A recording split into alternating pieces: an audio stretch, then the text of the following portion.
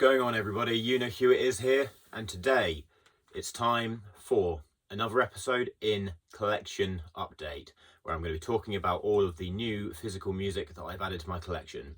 And I've got a nice little layout for today's video. First of all, I want to talk about a particular CD that I've got, and then I'm going to be going into some raw black metal albums that I've added to the collection. I think this is kind of a seasonal thing for some reason, because the weather's very cold at the minute and kind of matches my sort of mood and the weather outside and everything. And then after I've talked about those, I'm going to be discussing some death metal classics that I've added to the collection. So first of all, I've gone for this. This is Esoteric out of Birmingham in England, and this is the Maniacal Veil. Now, the Maniacal Veil is an absolute monolith, classic album of funeral doom metal. This is about 1 hour and 40 minutes in length, so it is a serious endeavour to sit through, but it is not a chore. Like, the composition on this album, when you factor in how long it is just astounding. The whole thing is like the equivalent of falling into some kind of realm of, the distorting sort of unknown, kind of akin to what that abstract album artwork is trying to depict. I don't know what it's trying to depict, but I think it's amazing nonetheless. Instrumentation's fantastic, the production's fantastic, it's just so hypnotic. Sort of album you can really get lost in. This is a 2 CD.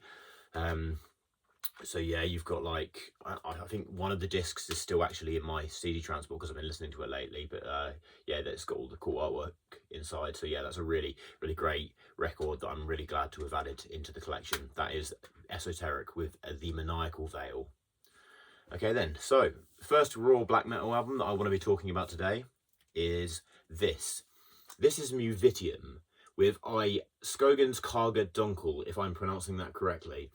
Now, Muvitium is a raw black metal artist, and a lot of the music from this artist focuses on nature. I know that this artist is famous for a lot of other projects, but I'm only really familiar with the music of Muvitium. It's absolutely beautiful raw black metal. Like I said, it's very focused on nature. You get a lot of textures that feel like you're sort of walking under a sky full of shimmering stars, or crossing your way in the darkness through a forest like that, or, through freshly lain snow. Very harsh, but also really just hypnotizing and just entrancing, and it's just absolutely gorgeous. And, it's the sort of album that I like to put on and listen to and just get really lost in. I find it quite soothing as well. I find a lot of raw black metal quite soothing, but I want to get more from this artist. That's definitely one that I think deserves more praise. That's Muvitium with Skogens Karga Dunkel. Okay then, so this is an artist that I'm now getting into, that I've tried in the past, didn't really sit with me, but I picked up this record because I really enjoy it. This is Drowning the Light, who I believe is from Australia. This is the album Through the Noose of Existence. Now, look at that beautiful album artwork. I think that is just a really interesting abstract picture. Drowning the Light, like I've said, obviously, this is a really raw, chilly black metal album. Really interesting instrumentation on this, because, sometimes this crosses into the sort of depressive DSBM black metal territory, and it can sound quite pained and, quite harsh emotionally, but also you're given these kind of weird, almost whimsical instrumental passages at times, and certain elements of vocal modulation that really comes across as harsh, and it's a bit all over the place in terms of mood, but I like it for that, because it kind of sounds a bit unstable from a sort of theme concept. Really great record, and I know this artist has put out a massive amount of music over the years, and I'm only just scratching the surface, so I can't wait to discover more. That is Drowning the Light with Through the Noose of Existence. Definitely don't miss that if you haven't listened to that before. Okay, I'm now going to close off this part of the video with 2 albums by one of my favourite black metal artists of all time. This is another raw black metal artist, and I listened to this artist an awful lot last year. So the first one, I'm going to go with the earlier of the 2, and this is Paysage D'Hiver, who I believe hails from Switzerland, if I'm not mistaken on that. Paysage D'Hiver is a project where you are essentially listening to the experience of walking through this realm. And I think the Paysage D'Hiver translates from French as something like land of ice, something similar to that, which might sound a bit basic and pedestrian when I explain it to you, but the amazing thing about Paysage D'Hiver is the artist takes this sound, and often you'll get the footsteps of like walking through sound or walking through gravel, and then as the nature sounds surround you throughout the sort of progression of the album, black metal instrumentation will come in, and you won't necessarily get these full songs. You might get these drones or these pieces that, you know, are black metal, but they sort of soundtrack your way through the Paysage D'Hiver, and it creates for a really holistic and really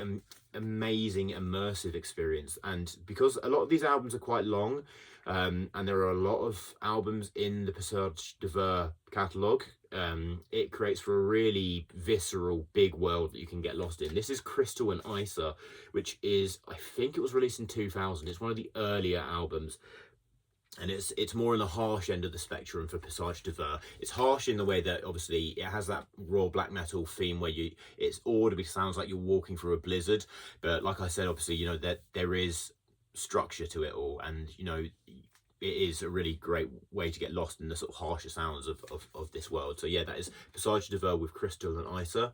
And now the second Paysage D'Hiver album I've gone through is one of my favourites of this artist. This is Detest, which came out in 2013. Das Tor translate as the gate, which obviously probably represents this gate and this kind of eerie, ominous image where you've got this snow-capped forest and then you've got that huge, great big thing. And I wonder, like, is that like a huge wall that's a gate for?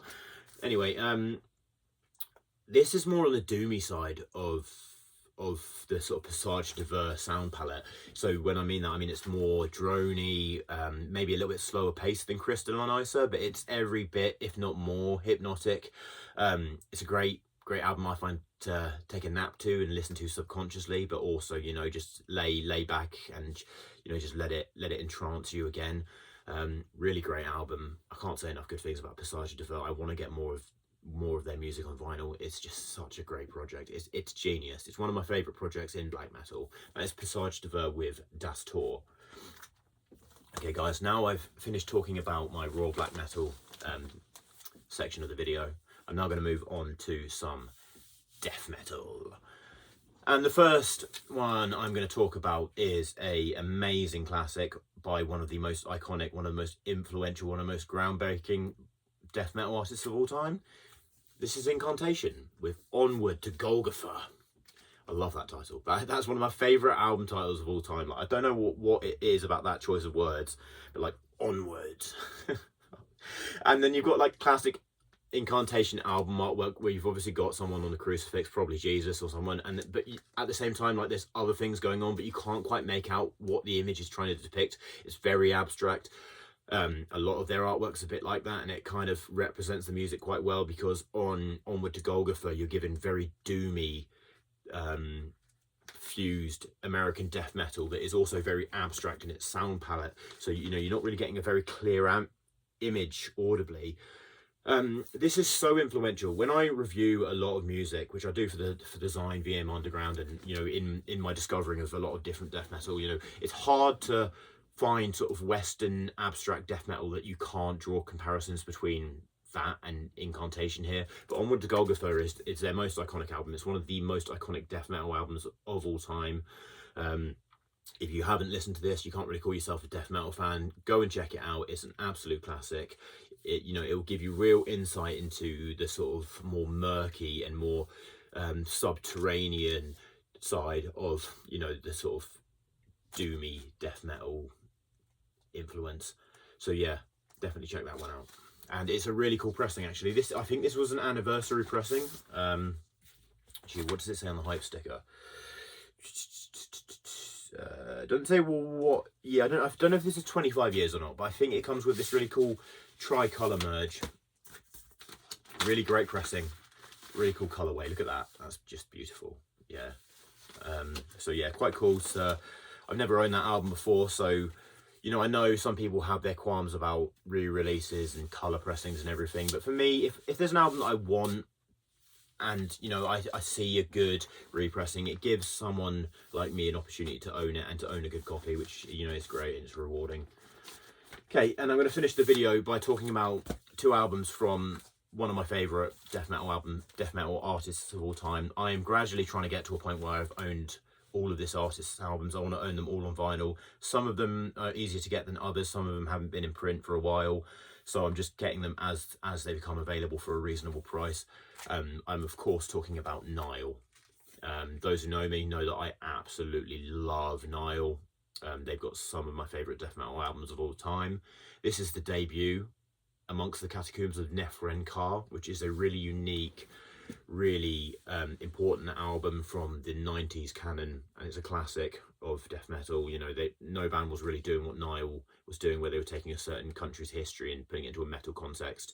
I think amongst Nile's discography, this has a really unique place because it has a certain rawness and a certain youthful primal energy that, you know, well, they, in my opinion, did make better music down the line. This has a certain heaviness to it, a certain almost cinematic tribal heaviness to it that you don't get on any other Nile album. But yeah, just with the diminished chords and scales that they were using, you know, it was really unique for the time, and it just gave them this whole world that no other band was, you know, inhabiting. So yeah, that's a really, really great album. It's a classic, but it's not my favorite Nile album, but that just is, in my opinion, a sort of compliment to them and the strength of their discography. And last but not least, I have picked up this copy of Those Whom the Gods Detest. Now, this is a repress, a really beautiful, lavish repress that I got my hands on. It's not an album that I've been desperate to get for ages. I think it's a very good album, and I am very happy to own it on vinyl, but because I want to own all their albums, and this was given a really gorgeous vinyl pressing treatment on this sort of gold merge splatter. Look at that, it's just like liquid gold. Really cool way of doing records, that is, and it sounds amazing. Those Whom the Gods Detest, I think it was 2009 when that came out, and so it's sort of kind of like a mid-career album for them at this point. And amongst their discography, this is kind of where things get a bit divisive for Nile fans. You know, there's a lot of fans that are very dogmatic towards their older music, but and then there are other fans that think all of their stuff is great, and then there are other fans that think, you know, from around this point onwards, they just became a bit samey and a bit overproduced. I think the production on this album is fine. Do I think it's as good as an album like Annihilation of the Wicked? No, I definitely don't, but you know, you've got amazing concert staples like Kafir. You've got, obviously, brilliantly titled songs like Hittite Dung Incantation, the title track, Fourth Aura of Dagon. There's some really big, ambitious songs, and there's some really powerful, doomy sections towards the end. It's quite a long album. I think it runs at about 58 minutes, so you're going to get a good hour out of this thing. But yeah, just a really, really good Egyptian-themed, brutal death metal album with, you know, the technicality that you can expect from Nile. So yeah, definitely check that out. Definitely check Amongst the Catacombs as well if you haven't ever listened to Nile. Listen to any of their music. You can't go wrong with their albums. They're just one of the bands that I am glad that I get to live to experience. So yeah, I'm going to put this back in the shrink wrap, and I will love you and leave you guys.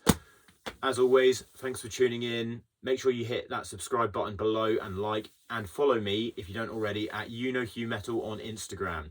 Remember, as always guys, stay brutal, listen to some fucking Suffocation. See you later.